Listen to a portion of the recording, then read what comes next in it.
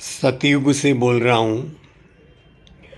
निषद राज्य के राजा भीमसेन का बेटा नल, जिनको राजा भीमसेन ने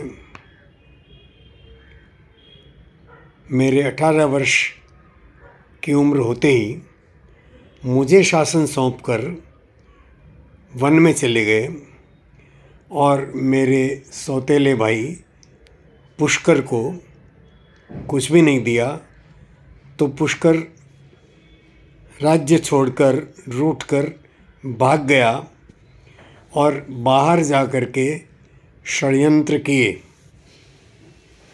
मैं सतयुग में बैठा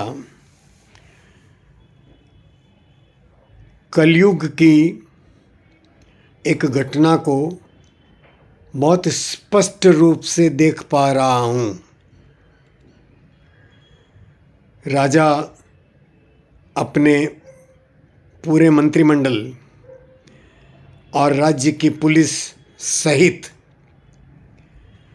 जब नीति छोड़ दे और अन्याय अत्याचार करने लगे और जहाँ ऊपर से अच्छा दिखने की नाटक करते हुए हवाई चप्पल और एक सफ़ेद साड़ी में जैसे शासन चला रही हो, ऐसी दुष्टा मुख्यमंत्री का कारनामा सतयुग में बैठकर देख रहा हूँ। अवश्य इस बीच 43 लाख वर्ष की दूरी क्यों न हो, लेकिन समय के पार देखने की पात्रता, योग्यता धर्म पर चलने वाले राजाओं की, ऋषियों की, मुनियों की होती है। मुझे बहुत खेद है कि मैं अपनी मानव जाति का और ये पतन और कलयुग में होता देख रहा हूँ। पूरे के पूरे तंत्र को, जहाँ हाईकोर्ट भी, न्यायालय भी अपने आप को बेबस बताकर किनारा कर लेता हो कि अगली सुनवाई मार्च में करेंगे। अभी चूँकि बहुत शोर हो रहा है, जबकि हाईकोर्ट के जज अच्छी तरह जानते हैं कि ये बहुत आवश्यक तत्काल देखने वाला केस है। इसमें केंद्र की एक महत्वपूर्ण संस्था ईडी, उसने केस किया है। केंद्र की एक महत्वपूर्ण संस्था ने केस किया है, तो अब जल्दी सुनना व्यवस्था है, मजबूरी है, करना ही चाहिए।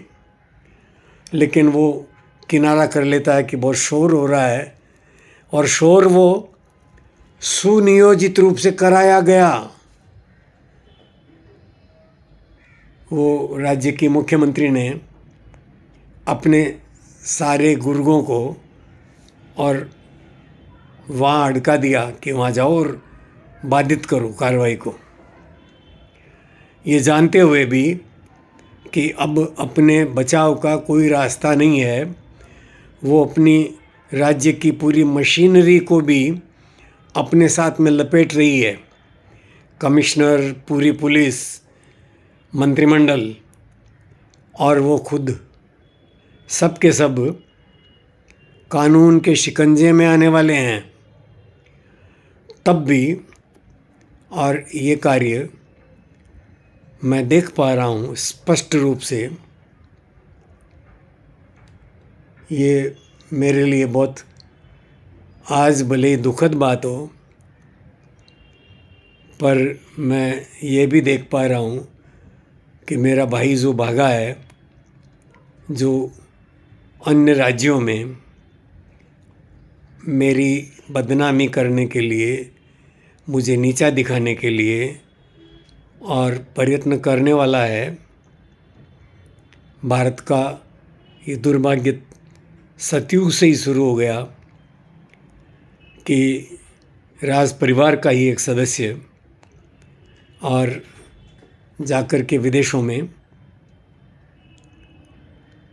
वो भी मैं अपने सामने देख पा रहा हूँ कलयुग की घटना कि राजनीति किस तरह से उलझ जाती है।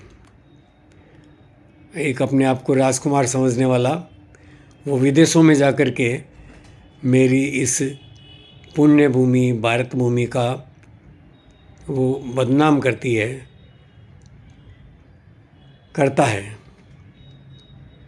ये सारा दृश्य देखकर अवश्य दुखित हूँ, लेकिन मुझे इंतज़ार है कि मैं अपनी प्रेयसी दमयंती से विवाह करने के बाद शायद मेरी ये दुविधा